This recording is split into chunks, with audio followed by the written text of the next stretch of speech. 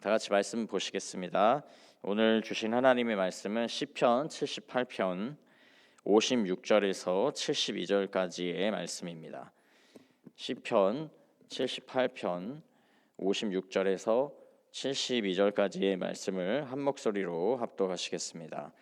그러나 그들은 지존하신 하나님을 시험하고 반항하여 그의 명령을 지키지 아니하며 그들의 조상들 같이 배반하고 거짓을 행하여 속이는 활같이 빗나가서 자기 산당들로 그의 노여움을 일으키며 그들의 조각한 우상들로 그를 진노하게 하였음에 하나님이 들으시고 분내어 이스라엘을 크게 미워하사 사랑 가운데 세우신 장막 곧 실로의 성막을 떠나시고 그가 그의 능력을 포로에게 넘겨주시며 그의 영광을 대적의 손에 붙이시고 그가 그의 소유 때문에 분내사 그의 백성을 칼에 넘기셨으니 그들의 청년은 불에 살라지고 그들의 처녀들은 혼인 노래를 들을 수 없었으며 그들의 제사장들은 칼에 엎드러지고 그들의 과부들은 애곡도 하지 못하였도다. 그때 이 주께서 잠에서 깨어난 것처럼 포도주를 마시고 고함치는 용사처럼 일어나사 그의 대적들을 쳐 물리쳐서 영원히 그들에게 욕되게 하셨도다.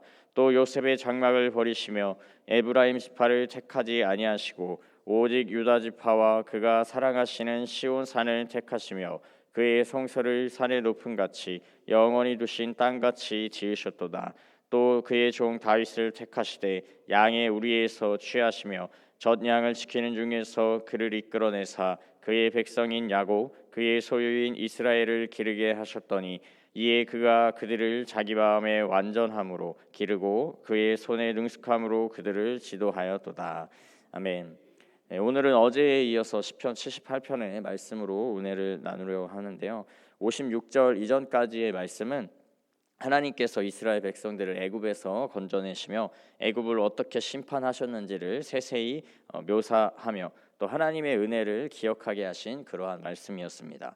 그리고 애굽에서 나와서 하나님의 인도하심을 따라 이 장막에 거하면서 광야 생활을 했던 그 시절의 말씀까지도 상기시켜주고 있었는데요.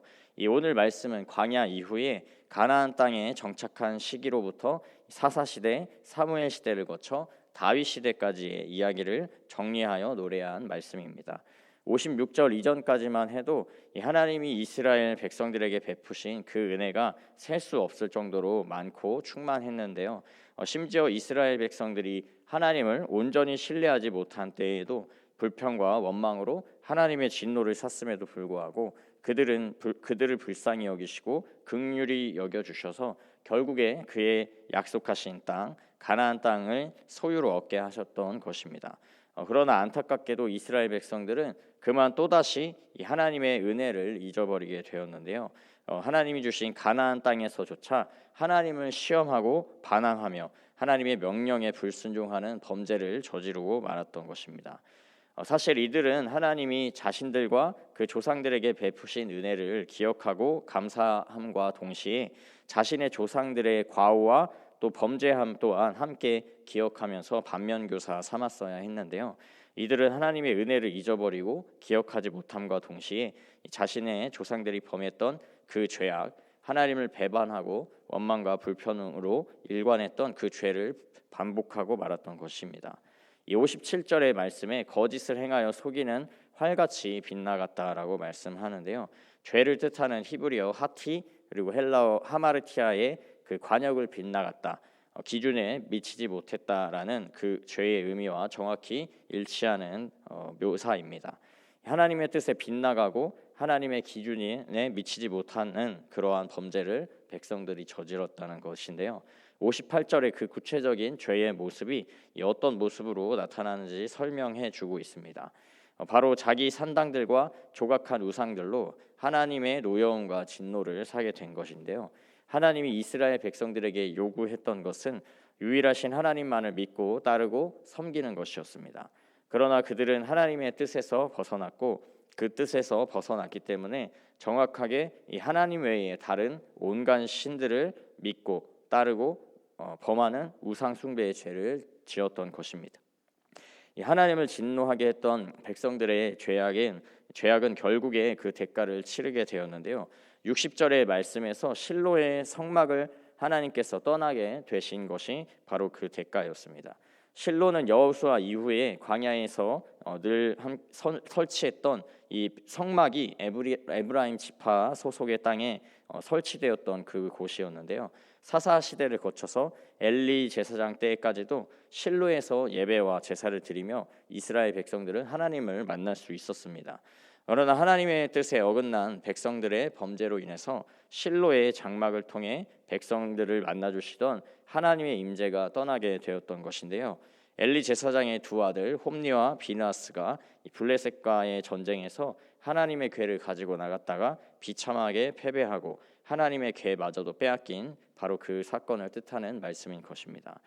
그리고 67절의 말씀을 다시 살펴보시면 요셉의 장막을 버리시며 에브라임 지파를 택하지 아니하셨다라는 말씀을 통해서 이 에브라임 지역 실로에서 지속되어 왔던 이 여호수아 때부터 시작된 에브라임 지파의 리더십이 이제는 지속되지 않게 되었다는 것을 보여준 것입니다. 이를 통해 알 수 있는 것은 하나님께서는 백성들이 하나님의 뜻을 거스리고 범죄하게 된 그 책임이 백성들의 지도자들에게 있다는 것을 분명하게 보여주신 것인데요. 이스라엘 백성들의 지도자들이 여호수아를 본받아서 그의 믿음과 순종의 리더십을 잘 이어받았더라면 백성들은 방만하지 않고 또 범죄하지 않았을지도 모릅니다. 그 결과 여호수아로부터 시작된 에브라임 지파를 중심으로 한 리더십이 끊어지는 일도 없었을 것입니다. 그러나 여호수아 이후에 백성의 지도자들, 물론 다른 지파에 속한 여러 지도자들이 많이 있었고 또 백성들을 종종 잘 이끌었던 지도자들도 있었지만 실로를 중심으로 했었던 에브라임 지파의 주도적인 리더십은 결국 백성들의 근본적인 범죄와 타락을 막거나 돌이키게 하지 못했던 것입니다. 그 결과로 하나님께서는 새롭게 유다 지파를 세우시고 유다 지파의 지역의 하나인 이 시온산의 성소에 임하시며 다윗이라는 새로운 지도자를 통해서 백성들을 돌이키게 하시는 은혜의 역사를 이어가게 되셨던 것입니다. 이를 통해서 우리는 하나님께서 하나님의 일을 하실 때에는 어떤 원리로 일하시는지를 또한 발견할 수 있는데요. 그것은 바로 하나님의 뜻에 마음으로 순종하고 하나님의 뜻에 합한 사람을 택하신다는 것입니다. 그리고 그 택하신 한 사람을 통해서 하나님의 은혜의 역사, 구원의 일을 행하신다는 것인데요. 혈통으로 주어진 신분이나 인간적인 자격, 조건, 능력이 갖춰진 사람을 사용하시는 것이 아닙니다. 원래 리더십이 있었던 에브라임 지파도 이 최초의 여호수아의 믿음과 순종으로 인하여서 하나님께 쓰임 받은 것과 같이 하나님은 믿음과 순종을 바라보시는 것인데요. 그러나 여호수아의 믿음과 순종의 유산이 끝까지 잘 이어지지 못했기 때문에 그의 유업이 유다 지파 다윗에게로 넘어가게 된 것이었습니다. 다윗은 어떤 사람이었는지 한번 살펴보기를 원하는데요. 그는 별 볼 일 없는 목동이었습니다. 70절과 71절에서도 잘 설명을 하고 있는데요. 양의 우리에서 하나님이 다윗을 취하였다고 설명하고 있습니다. 전양을 지키던 야곱을 이끌어서 이스라엘 백성들을 돌보는 목자가 되어 리더의 역할을 맡기셨다는 말씀인데요. 높은 신분이나 인간적인 자격, 조건, 능력이 있었던 것이 아니지만 하나님께서는 목동 생활 중에서도 늘 하나님을 믿고 의지하며 하나님의 도움을 구했던 다윗의 그 믿음을 높이 평가하셨던 것입니다. 이 관역에서 벗어난 화살같이 하나님의 뜻에 벗어난 수많은 사람들 중에서 하나님의 마음에 합한 다윗 한 사람을 하나님께서 귀히 여기시고 백성들의 지도자를 삼으신 것입니다. 이 한 사람을 통해 이스라엘 백성들이 어떤 변화를 경험하게 되었습니까? 하나님의 마음에 합한 한 사람으로 인해서 이스라엘 백성들은 그 이전의 시기보다 물리적인 전성기를 누리게 됐습니다. 그들을 괴롭히고 또 고통스럽게 했던 블레셋, 모압, 암몬 등 주변의 이방 족속들을 온전히 제압을 할 수 있었습니다. 또 영적으로 보면 그들의 죄의 결과와도 같았던 그 이방 민족들을 통한 고통이 다윗으로 인해서 그쳐지고 해결된 것으로 우리가 볼 수 있는데요. 늘 하나님만 갈망하고 하나님 한 분만 사랑하고 예배했던 다윗으로 인해서 이스라엘 백성들도 돌이키고 하나님을 함께 예배하게 되었기 때문에 하나님의 구원이 그 백성들에게 임한 것으로 볼 수 있습니다. 다윗 한 사람으로 인하여서 언약궤를 되찾아오게 되었고 예배가 회복되며 하나님의 성전을 건축할 모든 준비가 마쳐지게 되는 그러한 놀라운 영적인 전성기 또한 누리게 되었던 것입니다. 사랑하는 성도 여러분, 하나님을 믿고 의지하며 늘 하나님과 동행하는 한 사람이 얼마나 중요한지를 깨달아 하는 은혜가 있기를 소망합니다. 아무리 시대가 악하고 어둡다 하더라도 누구 하나 하나님을 찾고 구하며 또 하나님의 뜻을 따르지 않는 것 같은 이런 시대 속에서도 하나님은 하나님의 마음에 합한 믿음의 한 사람을 찾고 계십니다. 그리고 하나님은 당신의 일을 위해서 반드시 그 한 사람을 세우시고 사용하십니다. 그 한 사람이 여러분들이 될 수 있습니다. 내가 잘나서, 내가 조건이 좋아서, 내가 능력이 많아서가 아니라 이 다윗과 같이 하나님을 온전히 의지하고 믿고 신뢰하는 믿음의 한 사람을 택하시는 하나님이십니다. 다윗과 같이 목동의 일, 하찮게 여겨지는 그런 일을 하더라도 하루의 일상을 보내면서 하나님을 의지했던 것과 같이 여러분들의 삶에서도 허락하신 그 날마다의 삶 속에서 늘 하나님을 찾고 구하고 의지하는 삶을 살아가시기를 소망합니다. 하나님은 어떤 세상의 조건보다도 자신을 찾고 구하는 믿음의 사람들을 기뻐하시고 그들을 통해 일하십니다.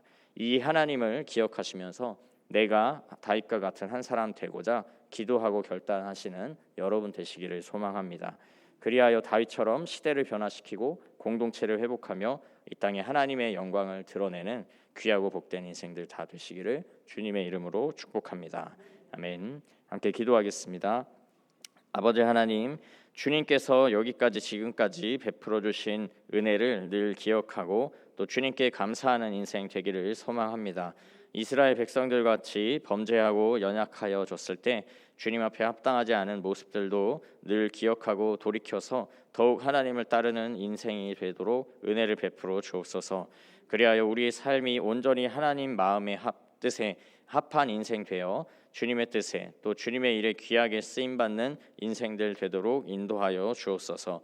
우리의 나이와 경험과 상황과 환경, 조건 등이 하나님의 일을 결코 방해할 수 없음을 고백하며 나아갑니다. 우리의 믿음을 통해 일하시는 하나님의 크고 기이한 구원의 역사, 생명의 역사, 축복의 역사 가득한 그 날을 보게 하여 주옵소서. 감사드리며 믿음의 한 사람 찾으시고 세우시며 함께 일하시는 예수 그리스도의 이름으로 기도합니다. 아멘.